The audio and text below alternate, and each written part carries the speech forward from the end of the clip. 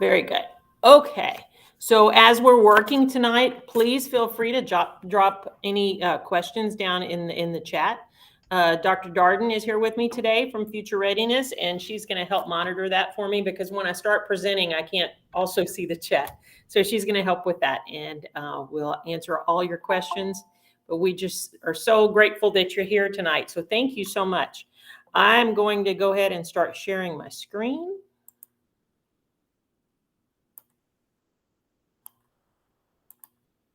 And we're going to jump in. So this presentation tonight is about your future and career exploration. And again, we're so glad that you're here today.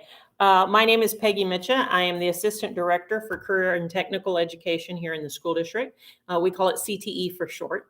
But it's basically all of the different electives your students can take, anything that's career related. So it could be ag or business or auto tech, engineering, health science, cybersecurity, you name it. If it's career related, we've got it. So we'll talk about that a little bit towards the end, but the main thing we want to talk about is career exploration and why it's a good idea to start having those conversations with your students early as elementary school, but of course, all the way up through high school. So before we get into some specifics, if you have any of your children with you today, I'd like for the students to ask the adults some questions. And we'll just go for a minute or so, but I'm curious about a couple things. So students, please ask your parents, how did you end up in your current job or career? Who was the biggest influence in making a decision regarding your job or career? And is there something you wish someone had told you at a young age that would have helped with your decision regarding your future? So we'll give you 1 minute just to start those conversations.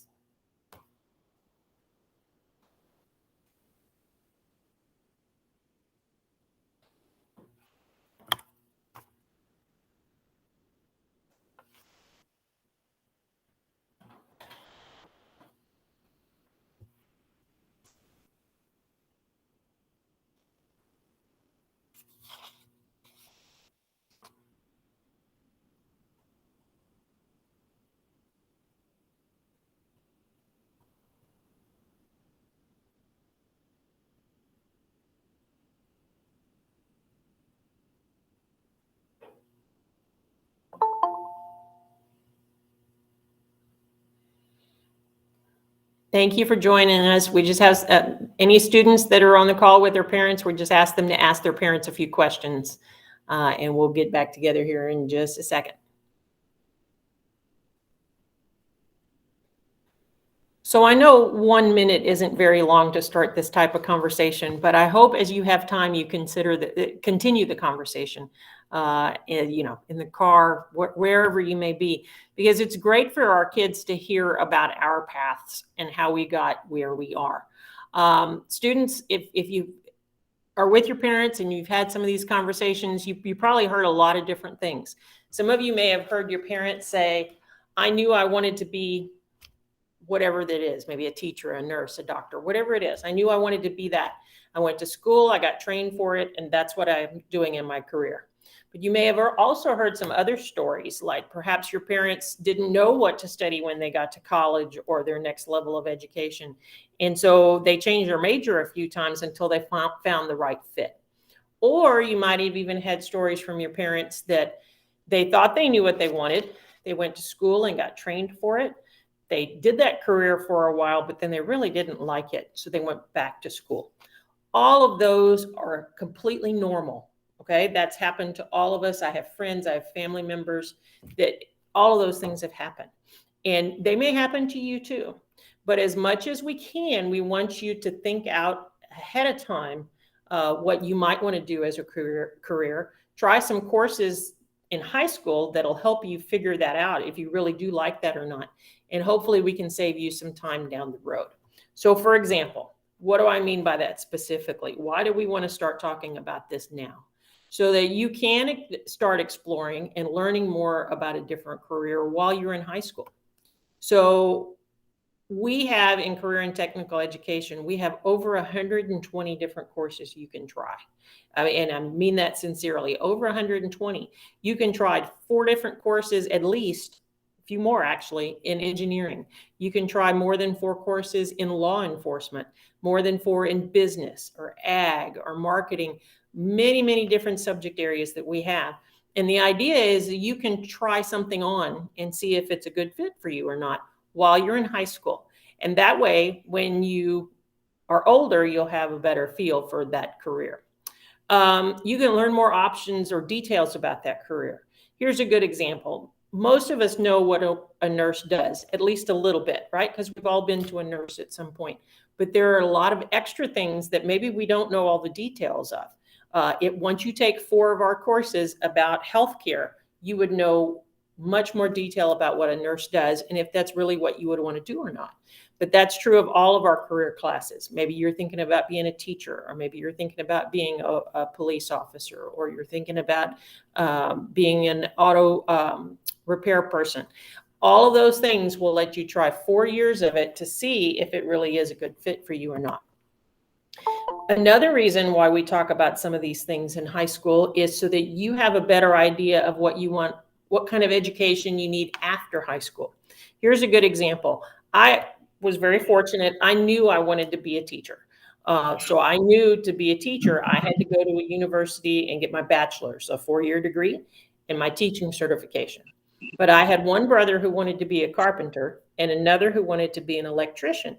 And although a 4-year degree would have benefited them greatly in many ways, to get started in that career in the field and get their journeyman's license, they either needed trade school or an apprenticeship program.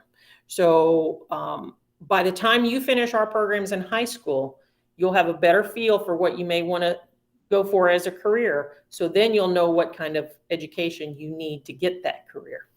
And then also throughout our programs, we want you to realize that, especially in this day and age, even if you pick a career, things are always changing and you're always learning more and more as things progress. So that's an important skill set to learn, and we'll talk about that in a little bit.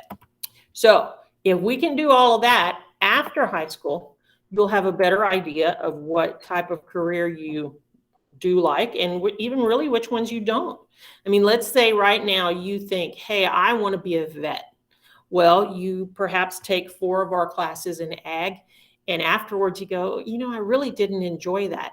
Well, that's okay. We helped you figure that out now before you go on to college and try it there. So we're going to save you some time and some money and some frustration. And hopefully along the way, you found some other things that maybe you are interested in.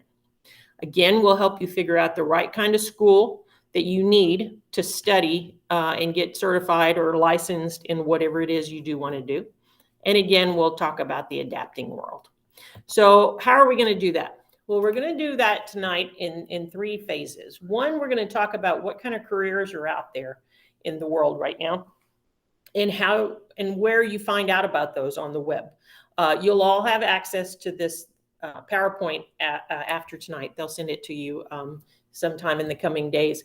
And you'll have the links to the sites I'm about to show you. So you can go on there and explore what kind of careers are out there.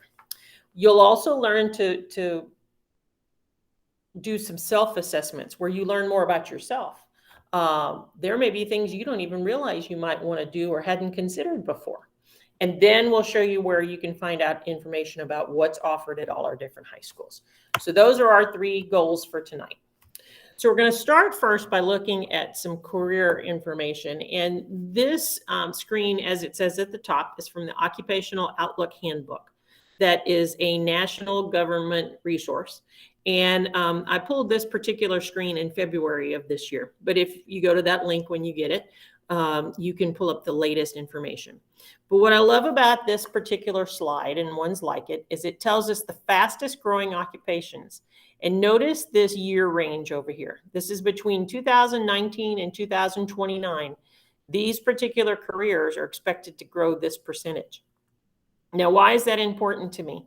This is important to me because it may help me determine what type of career I want to shoot for. Now, don't get me wrong, there's way more careers than these 18 or whatever this is, 12 on the screen. But it brings up a great point. Whatever you do decide to go study after high school, you want to make sure that there are jobs in that thing when you finish high school. In other words, I don't want to get trained and spend a lot of money and time getting trained in a career that I can't get hired for because there aren't enough jobs in it. So you want to take a peek at something like this, okay? When you go to a site like this, you can, and right now this is just a picture, so I can't click on it. But when you go to a site like this, you can click on these and it'll tell you more about those jobs. Here's another slide that I really like, and it's a few years old, but it brings up a really important point. The other thing you want to consider, similar to the previous slide, in terms of how many jobs are there out there. So let's look at how to read this map. If you look at this, or this graph, excuse me, if you look at this first part for computer science, the brown line shows you how many jobs were available in computer science in 2018. The blue, the yellow, and the green show you how many people graduated with computer science degrees, either a bachelor's, a master's, or a doctorate. So in other words, if you added all these three groups up together, that's how many kids and adults graduated from college in computer science. Well, there's enough jobs for just about every one of them to get a job. So that's pretty good. But if you come down the line here and you look at social sciences, this one's concerning. Now notice here at the bottom, it says including psychology. So what it's saying is this blue line, all of these students graduated with a bachelor's degree in social sciences, this many masters, this many doctorates, but only this little bitty bit is they had job openings. So there's a couple ways to look at this. One, please don't think that I'm trying to talk students out of following their passion and what they really want to pursue, because we need people who do that. We're all going to work, most of us, unless you win the lottery tomorrow night, most of us are going to work for 40 years or more. And you need to find something you truly believe in and you're passionate about.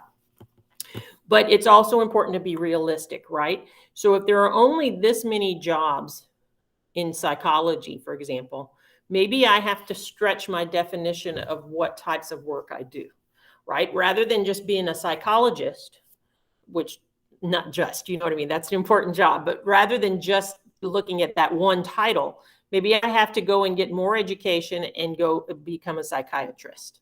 Maybe I need to expand this and consider being a school counselor or a social worker or some other type of career field that uses that same skill set and that same type of information that a psychologist would use. So I, again, bring that up so that you consider that when you're picking a career field, you know that there will be jobs available for you to get to, because again, you don't want to spend a lot of time and money preparing for a job that isn't there by the time you graduate. Here's another way of looking at that. And so this was the statistics from 2019. And it was a list of the college majors with the highest unemployment rate. And you might look at that and go, how in the world is that possible? Well, a few things come into play. If you look at this petroleum engineering, that may be based on location. For example, if you have a degree in petroleum engineering and you live in the Houston area with its many oil companies and refineries, you're probably going to be able to find a job. But if you have a petroleum engineering degree and you're living in a state or a country that doesn't do oil refinery and so forth, it's probably going to be a little tougher to find a job there. Same thing with mass media. This is a great example of one of the sectors that's continually changing as social media becomes more and more common. Mass media, the evening news, right? The newspapers, all of those are going through different transitions as social media and the internet become more and more just everywhere, right? Commonplace. So a degree in that might look very different and may be difficult to find jobs in unless you're trained in the most current information. So again, it's not to dissuade anybody. We want everybody to pick something they're passionate about. Just realize that what it looked like when, for example, I was a student versus when your students are young and in college. They need to be thinking outside the box, how they can use that passion. Hey, Peggy, we had Yes. a question come up with the prior slide, not the one you were just on, but the one before that. And the question is the category of doctor included in life sciences in the previous slide? I don't think so, because this one says including agriculture. So I would assume, and this is a total assumption, I would assume that this is more based on animal type things, but honestly, that's a guess, and I apologize that I don't know that. Thank you. Because, yes, and I'm sorry, I don't have a better answer. It just seems unusual if that were the number of bachelor's degrees and they were only hiring that many doctors. Or you would think that the doctoral numbers would be higher. Although many times we refer to that in terms of the PhD. I apologize that I don't know that. Any other questions in the chat before we keep going? That was it. Okay, thank you. Another thing to consider in terms of the major that a student picks, and again, staying true to their passion, but again, thinking outside the box. Suppose that you love history and you want to major in history at college. That's totally wonderful. You just have to think about what jobs are out there. Of course, maybe you could be a teacher or a professor. We always need great teachers. So we would love to have you teach history and be passionate about it and share that passion with other students. But you could also work in a museum. You could be a writer. You could be an antique dealer. There are all different types of things you can do with that passion. Just think it out, and have a plan so that when you do graduate with, in this case, a history degree, you know what your next step is going to be. Here's another one that many young people consider, and we all do. We all have dreams, right? Maybe you want to be the next Dak Prescott, or whichever football player is your idol. Maybe you want to be the next musician, what have you. And those dreams do come true for many people. They just don't come through for all of the people. And so you want to make sure that you're thinking through that as well. But again, you don't have to give up your dream. So suppose that you want to be the next NFL quarterback, but you don't quite make it. What else can you do? There are many other jobs that it takes to run a football team and that whole business side of the football team. Here's a good example. One of our colleagues that Dr. Darden and I work with has a son who, when he finished his bachelor's in marketing, he went and worked at Texas Motor Speedway up in the Dallas-Fort Worth area. Well, now he's about to finish his master's, and he's doing marketing for the Milwaukee Bucks. And if any of you are NBA fans, the Milwaukee Bucks just won the world championship back in the spring, summer. He's about to get his ring, just like the players did. So granted, he's not on the court, but he is absolutely part of the team and part of the passion of basketball. And so what I'm trying to lead to is there are other ways to be involved in that career field or that area that you're passionate about, even if you're not the one in front of the microphone as a musician, or you're not the one with the football in your hand on Sunday. You can really still be involved with all of those things. So all of those are things to consider when you're thinking about careers. And there's one more part. Jobs are changing all the time. And so we're going to show you a video here. And as we watch the video, I want you to think about how many different jobs you think it takes to run a store like this. And I want you to think of your grocery store, whether it's an H-E-B, a Randall's, wherever you buy groceries, and think about how this store on the video is different from the one I'm about to show you. Now I need to switch my screen here in just a second. So let me go here. And I did drop the response in the chat. You'll be able to go in there and see the careers associated with the life sciences. Oh, thank you very much. You're welcome. All right. here we go. Let's go to this screen. Oops. And I got to remember to mute myself so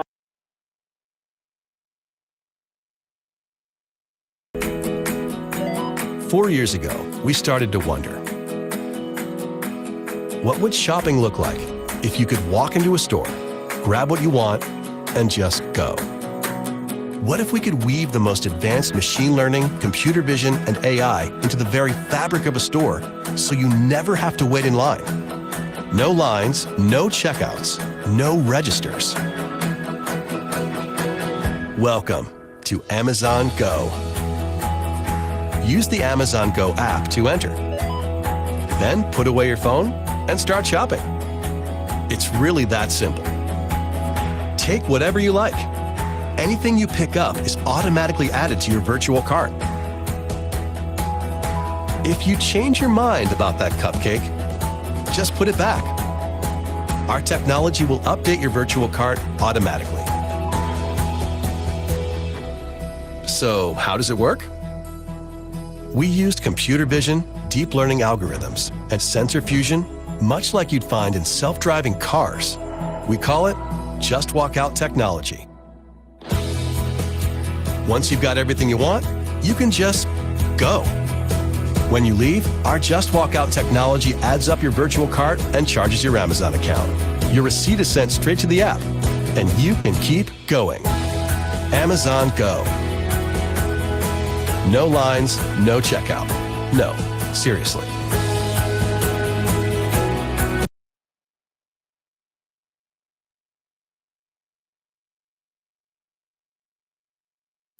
aha, now you can hear me. Sorry. Let me get that back the other screen.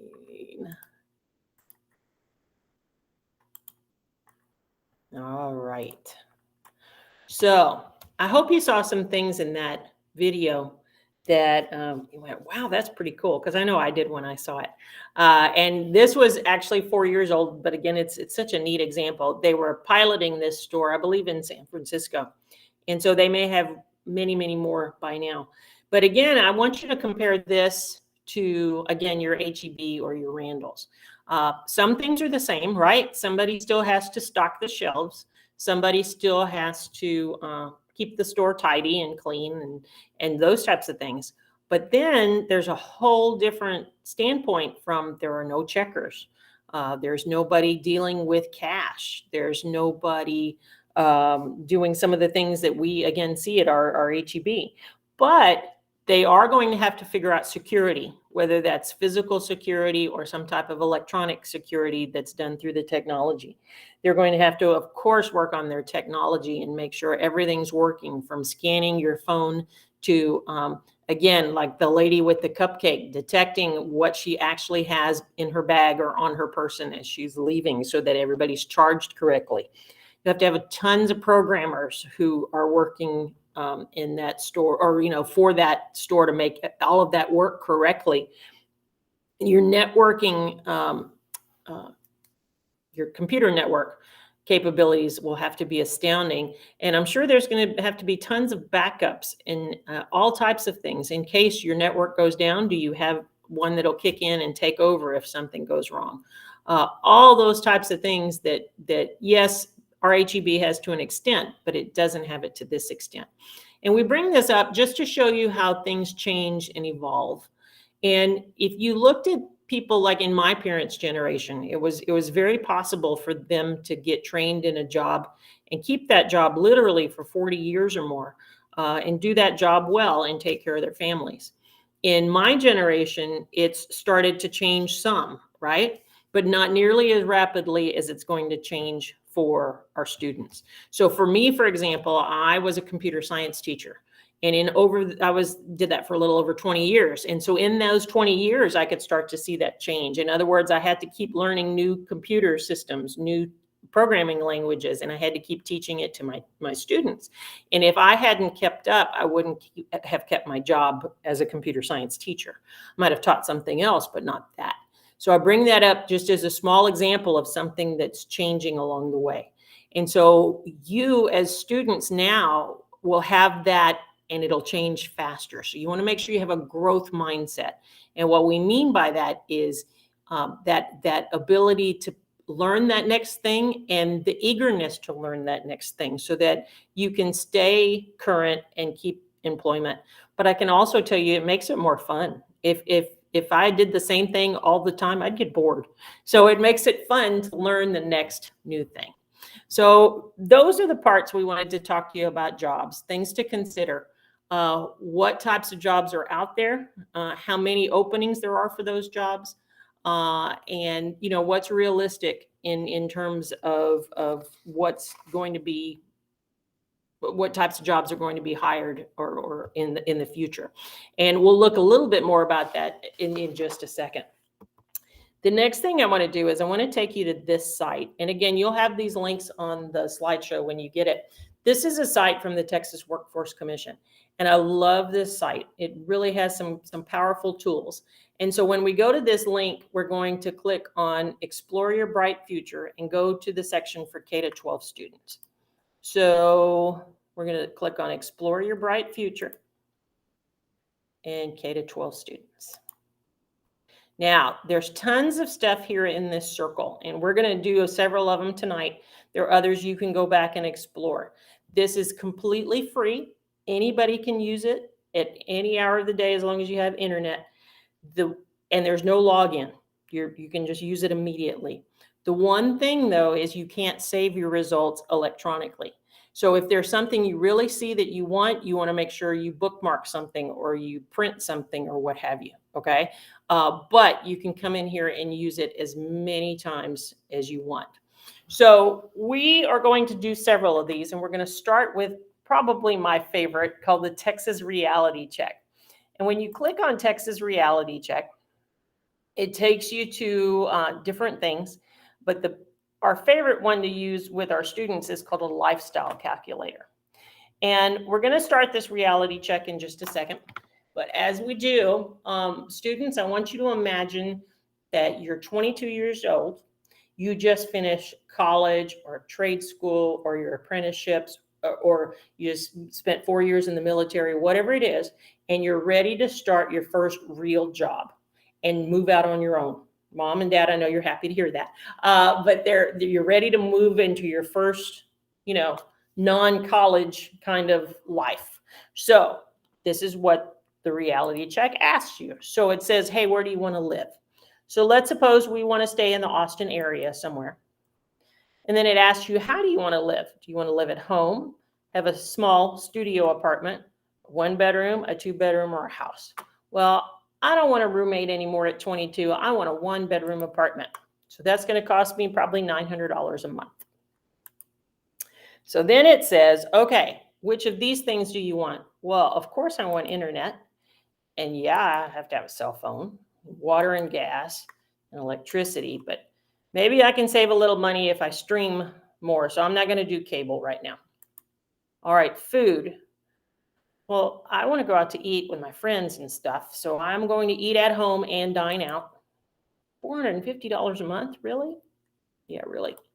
All right, transportation. All right, am I going to use human power? Am I going to ride a bike or a skateboard? Am I going to ride the bus? Am I going to have a used car and so forth? Well, I'm 22 and I worked real hard to get through college. I want a new car, but I guess I'll just do an average one for now. It's $800 a month. Yeah, and so forth. And so you keep going. Then it's going to ask you about clothes, and it's going to ask you about entertainment. Are you going to do the party package, or are you going to just rent some movies, that kind of thing, and so forth. And so when you go through that, what'll eventually happen, I did one before we got together tonight.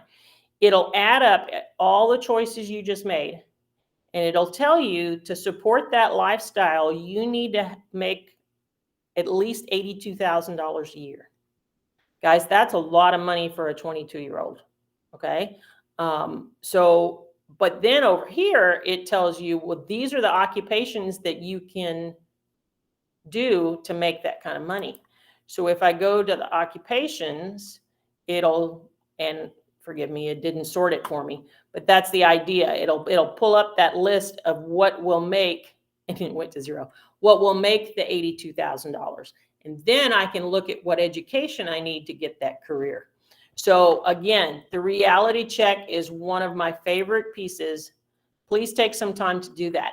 And you can do it multiple times. My students used to do that all the time. They would go in once where they really, had all their dreams in there, right? The fancy car, the really nice restaurants, and the really nice clothes, and all the best electronics and everything. And they looked what that would cost.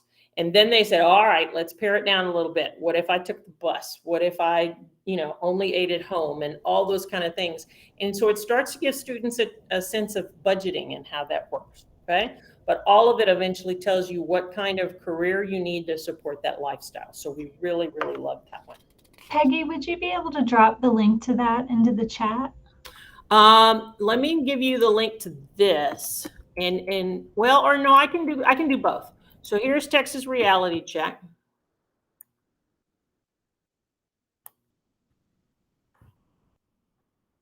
And then here's the one for the whole, they call it the LMCI. And so that's the whole wheel, if you will, the whole circle. Good point. All right. So then, and I know this may seem out of order, but now I'm going to go back actually and do this self-assessment.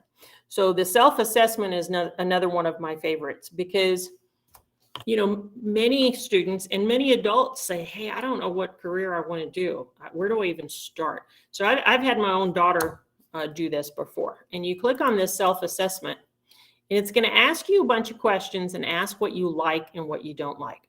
So for example, would you enjoy building kitchen cabinets? No, that wouldn't be me. Laying brick or tile? No, my knees aren't going to work for that. Developing a new medicine? Well, that's a little more me. Study ways to reduce water pollution. Write books or plays, and so forth. And so you go through there, and there's 60 questions, but they're all that quick. How would you like or dislike doing one of these things? And so what happens is when you finish, you're going to get something like this. You'll get first a kind of a short description, and it'll tell you, you had 29 questions that you answered more artistically.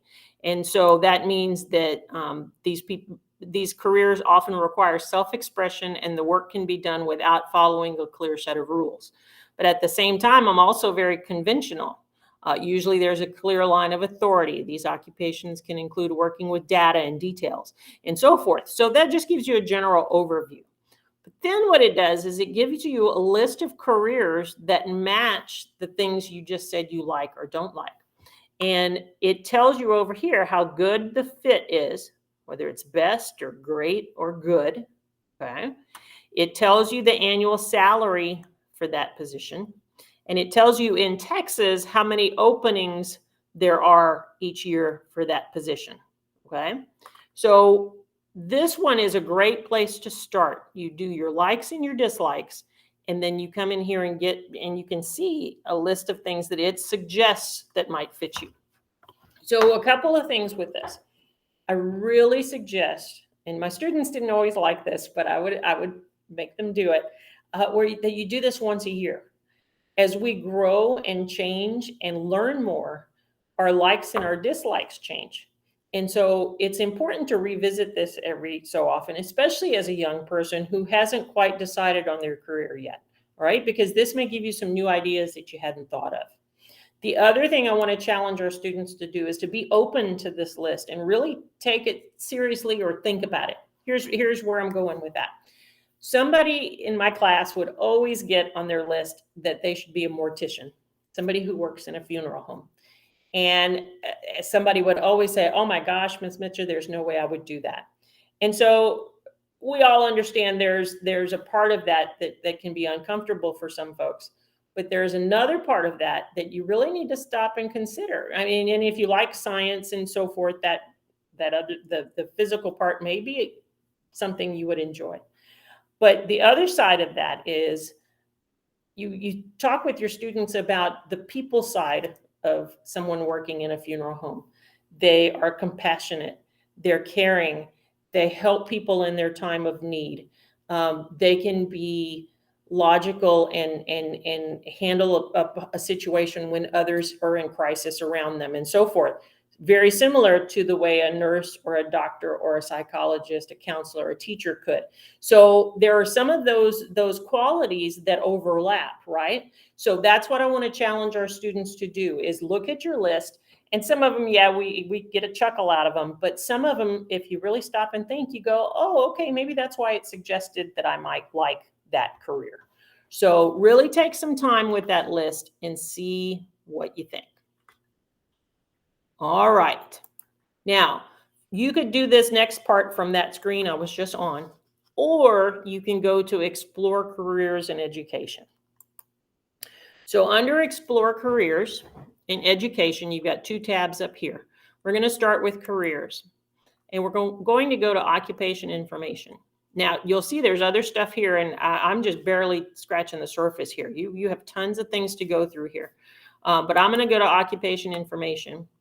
Now, it brings up an alphabetical list, but I could search for any career that I'm interested in.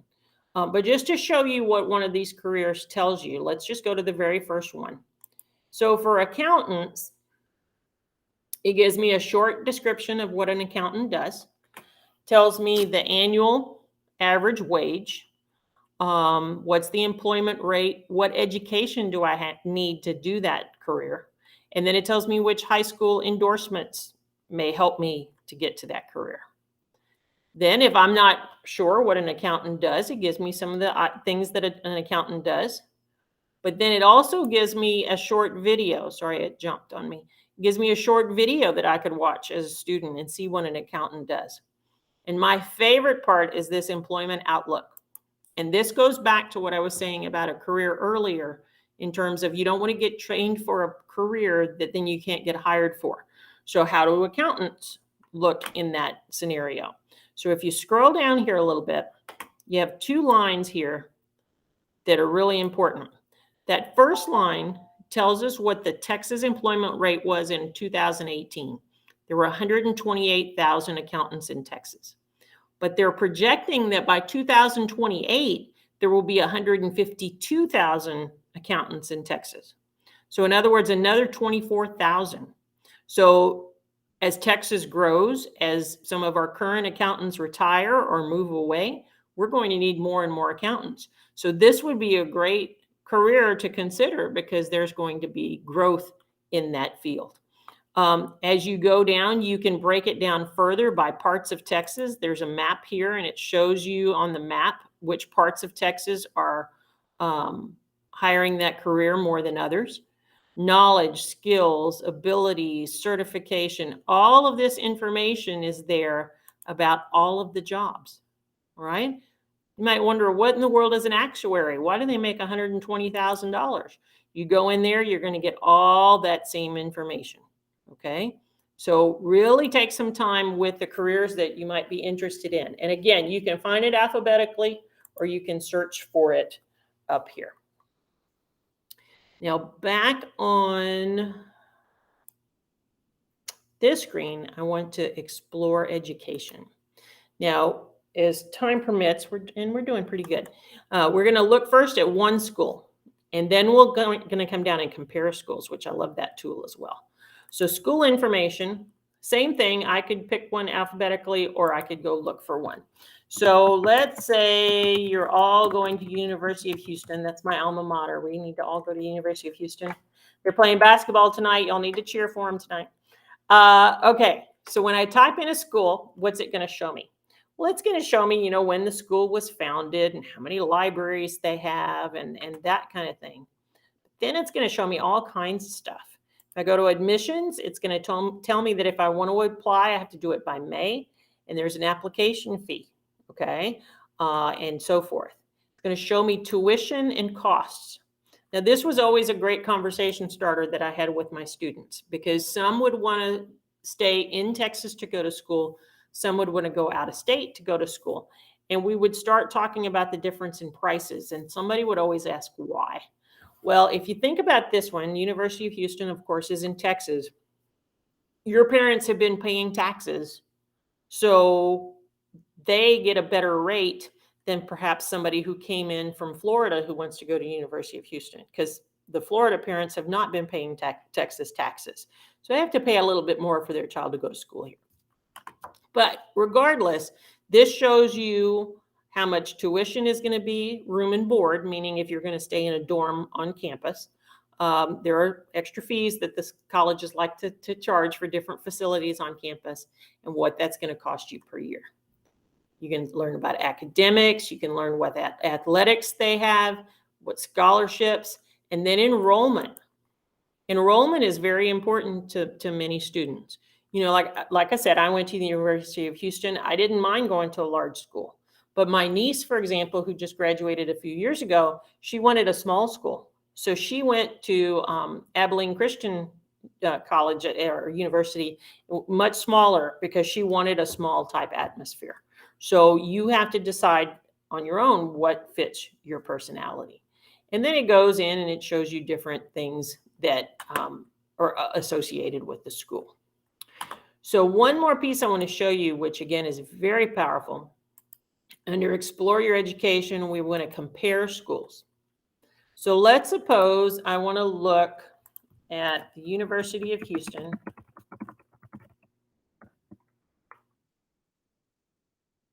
Put it right there. And I want to compare it to University of Texas at Arlington. Right? And I'm going to compare schools. And what it does is it puts them side by side. And it tells me for each of them, their application deadline, their application fee. It tells me what the fees are going to be. It tells me what room and board is going to be, and so forth. It tells me about the scores that the students have at the school. In other words, what kind of test scores they had before they got there. Compares the sports that each school has if I'm an athlete. Compares the enrollment. Look, University of Houston has 39 students, whereas UT Arlington only has 29,000. So again, depending on what I like or dislike, that may make a difference to me. This will tell me the racial breakdown of the campuses, which again, may speak to me and what I'm looking for. And so you have different ways that you can look at the schools. So those are just a few of the highlights of this Texas Workforce Commission site. We talked about the reality check, the self-assessment, and we did just a tiny bit in the career and education part. But there's much more there. Then you have all these other parts of the wheel that you can work with. So I highly encourage you all to go back and take some time with that when you can. All right. So now that I know a little bit about what careers are out there, and I did a self-assessment, so I think I might know what career I want to think about. What can I study in Round Rock ISD that's going to get me ready for that? So we have an academy brochure where we list all of the career tech courses we offer in the district, and it'll show you which campuses we offer it at. So if we go to this link, and there are even some videos and slideshows you can watch there to give you a visual of it. But we're going to look at the 21-22 brochure, which is this current school year. The one for next school year will be posted here either at the end of December, we hope, but at the beginning of January for sure. But let's go look and see what I'm talking about. So as you scroll through this academy brochure, once you get down to page 6, you're going to start to see, this is Cedar Ridge High School, and you have 2 pages, and it lists all the different classes and programs kids can take at Cedar Ridge High School. The next 2 pages are McNeil, the next 2 are Round Rock, then Stony Point, and then Westwood. They're all listed here. So here's a good example. In health science theory and practice, I could take a principles class, a medical terminology class, a theory and practice, and then I could take a practicum class called Pharmacy Tech, a practicum class called Health Science CNA, which means Certified Nursing Assistant, or I could take Anatomy and Physiology and Medical Microbiology. My point is by the end of 4 years, I would know if I enjoyed that information well enough to continue studying that after high school. If the answer is yes, that's awesome. I've got a better more confidence that that's the right career field for me. If the answer is no, that's still okay. We helped you eliminate a possibility, and we saved you some time and some money and frustration. And odds are you would still be a better patient as you go through your adult life because you're going to be more informed. The same thing is true if you tried in high school. Excuse me, I lost my, here we go. If you tried in high school, you thought you wanted to be a teacher, and at the end you went, no, that's not what I want after all. Again, we helped you figure that out now. And you're going to know more about how schools work when you become a parent one day. And all that's true. We have tons of computer science and cybersecurity and engineering. A few of our campuses have ag. A few of our campuses have auto technology for learning how to repair cars. A couple of our campuses have culinary arts. All 5 next year will have cybersecurity. We have game programming and design at Round Rock, and we have a print shop at Round Rock.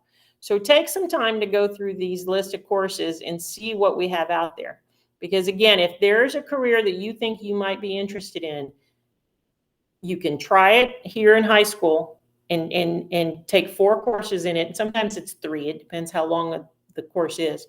But you get an idea if that's really what you want to do or not.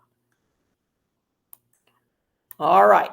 So again, let's summarize. Why do we want to talk about careers now? So we can try a variety of courses in high school. We can learn more details about that career. Again, not just, hey, I want to be a nurse, but you learn really in depth what a nurse is going to do. And we will bring people in whatever career field you're studying. We'll bring people in from the industry to speak to you, and we'll take you on field trips there as much as COVID allows, right? Or we'll do virtual speeches with the people from the career field. You'll speak to people that are professionals and can answer your questions about it.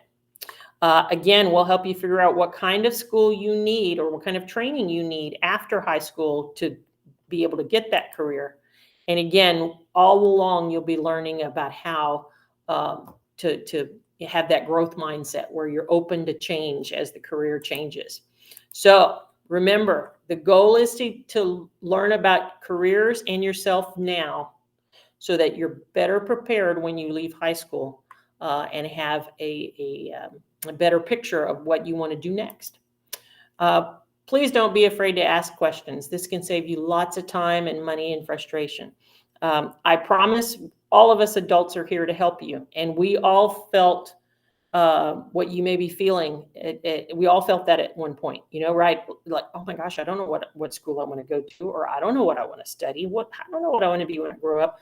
We all felt that way. And I promise we can help steer you in the right direction by going through some of these questions with you. And again, revisit your goals every year. Think about running on a track. Every time you make a lap or every time it's a year, go back and do that self-assessment.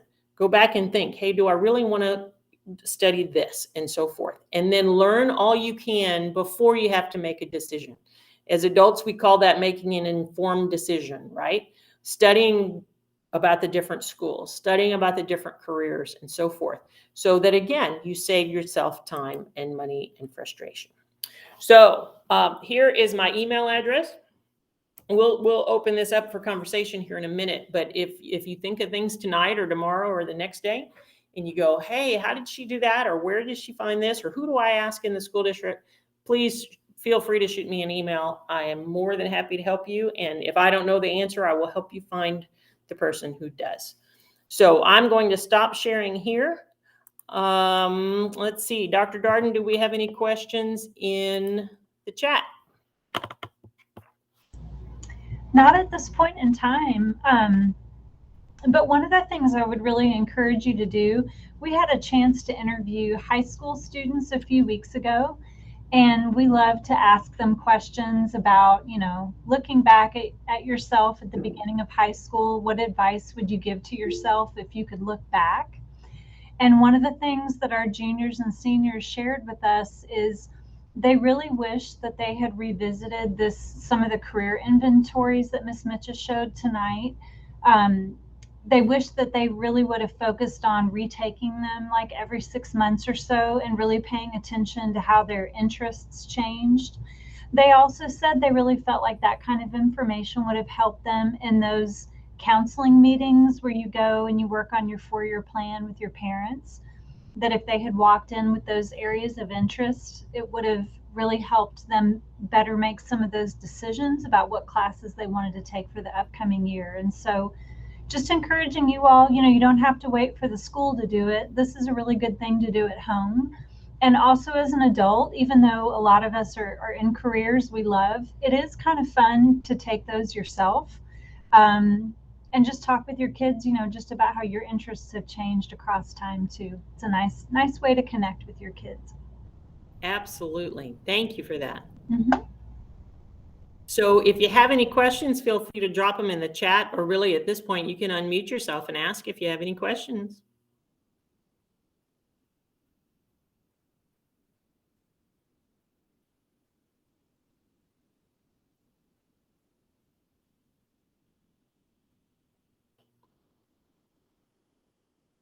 All right. Well, looks like we may be at the end, but if you think of anything, I promise, please feel free to email me or Dr. Darden, and we will absolutely help you find who you need. And if we don't know the question or the answer ourselves, but we thank you so much for being here. Please, share this with your students, and we hope that they find some interesting information. And like Dr. Darden said, that you have some great conversations from it. Everybody have a wonderful Thanksgiving. And if you're interested, we'll do this again in the spring. But we should have the recording and out on the web soon. And then we'll send the presentation to you as well. So thank you all so much. Have a wonderful evening.